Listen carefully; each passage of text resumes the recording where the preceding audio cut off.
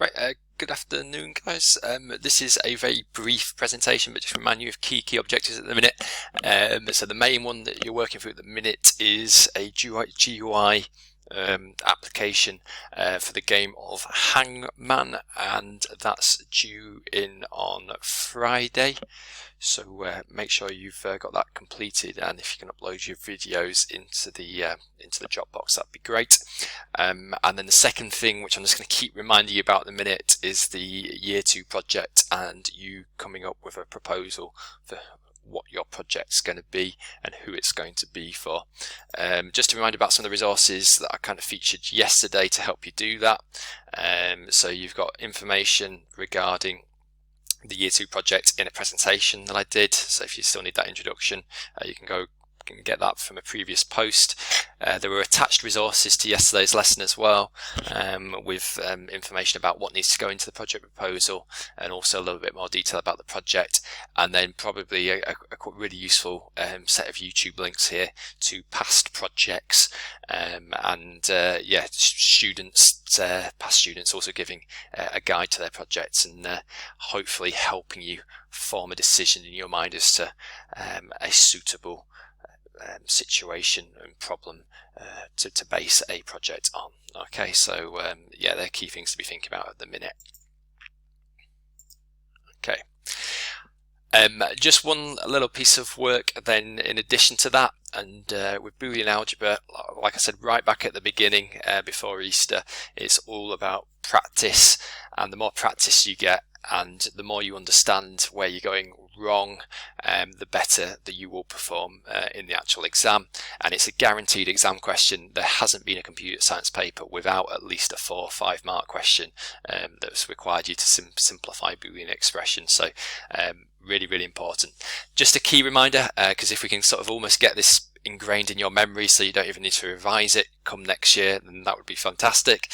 So have a go at that starter activity, because these are the key things that you need to know to be able to solve and simplify Boolean expressions. So the order of precedence, those basic rules, which should at least get you 1 or 2 marks on a question, even if you find the actual question really challenging. You might be able to spot where to use 1 or 2 of these simple rules and at least get yourself 1 or 2 marks. Okay, what is rule 9? Okay, what is rule 9? Rules 10 and 11, and then you've also got the rule to remember when applying double negation, and there are 4 or 5 steps out there in terms of applying De Morgan's law that you need to be aware of. So you can pause the video now and have a think about that and see if you can recall them. Okay, and then if you remember that correctly, well, if your answers are, you've got your brackets at the top, taking the highest priority, followed by the not operator, followed by XOR, and then the key thing of and taking precedence over the OR operator for the 5 marks there. The basic rules you can see there. Okay, so well done if you've managed to recall the basic rules for both and OR, and the different permutations that you can have and how they can be simplified. These 2, I think hopefully you'll just know naturally. I'll get the highlighter so I can just highlight what I'm talking about. So these laws down at the bottom here, so I'm making a right mess of that there. So the cumulative law and the associative law, and I think hopefully you might not know what they're called, but you understand that you can rearrange equations like that using those laws. Rule 9, of course, is the rule around double negation. So yeah, double negation, you can cancel it out basically. And 10 and 11 is the absorption law. Okay, remember with the operator, when it's different and you've got the same term inside and outside, then you can absorb. You can use the absorption law to simplify. Key rule to remember around double negation is that the double negation must be over exactly the same part of the expression, otherwise you can't use it. And those steps for applying De Morgan's rules, and this one is probably the most common one that they'll expect you to apply when you see exam questions, is the steps you need to follow for applying that. I think this is the one that probably people feel that they want to develop and get a little bit more practice with as well, to build their confidence with based on the feedback that you gave. So yeah, the first thing of course is to replace the AND or the OR operator with the opposite of itself. So if it's an AND operator, it becomes the OR operator. If it's the OR operator, it becomes the AND operator.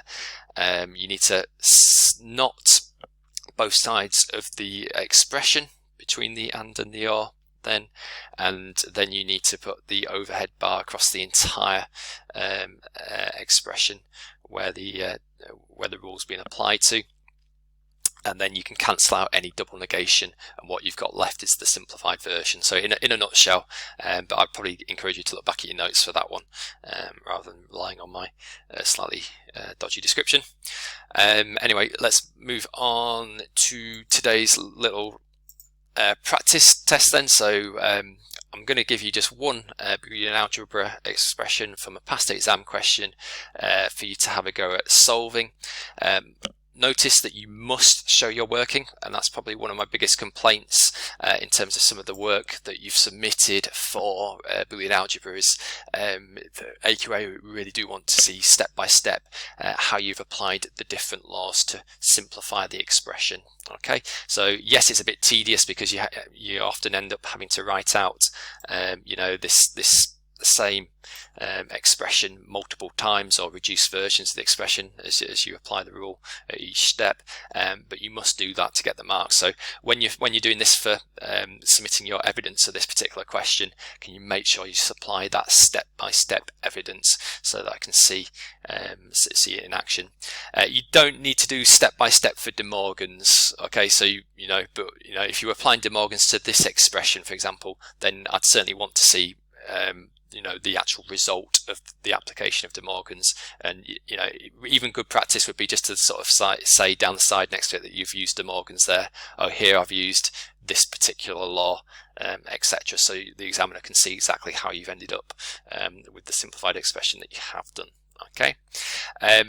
Before you tackle this as well, because if you're not uber confident with Boolean algebra, I just want to highlight the point you can actually get marks on these questions even if you're not sure. Now, if you're looking at that particular expression, we have got brackets in place which take the highest order of precedence, you could say. I suspect you could probably simplify what's within those brackets and get 1, maybe even 2 marks for doing so, if you think about that before you have to do anything more complex than that. Okay, but the order that you apply the rules doesn't generally matter as long as you're following those orders of precedence. So there are different ways of getting to the right answer, and that's also something just to clarify and make sure that you're happy with. Okay, so if you have a go doing that on pen and paper, please, and there'll be a Dropbox online, short and sweet, and if you can post that up tomorrow, then yeah, I can just get that evidence and sort of hopefully see how you're developing your confidence with this particular area, and then I'll probably give you 1 or 2 more next week just to keep refreshing and rehearsing that in your mind and building that confidence. Okay, so that's everything for today, guys. Make sure you get the Hangman tutorial completed, and make sure if you get this Boolean question uploaded as well. Shouldn't take you long at all.